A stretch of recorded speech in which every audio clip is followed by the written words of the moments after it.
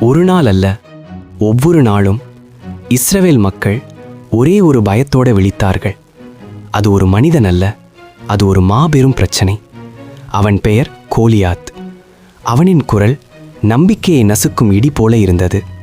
அனுபவம் கொண்ட வீரர்கள் அசைந்து நின்றார்கள். தைரியம் மௌனமாக மறைந்தது. அந்த நேரத்தில் வந்தான் தாவீது. பெரிய பதவி இல்லை, பெரிய ஆயுதமும் இல்லை. ஆனால் தேவனை பற்றிய பெரிய நம்பிக்கை இருந்தது. இந்த யுத்தம் என்னுடையதல்ல, இது தேவனுக்கே சொந்தமானது என்று அவன் நம்பினான். ஒரு கவனும் சில சிறிய கற்களும், அதுவே அவன் ஆயுதம். தேவன் அவனுடன் இருந்ததால் ஒரு சிறிய கல் ஒரு பெரிய வெற்றியாக மாறியது. கோலியாத் வீழ்ந்தான். பயம் ஓடியது, நம்பிக்கை எழுந்தது.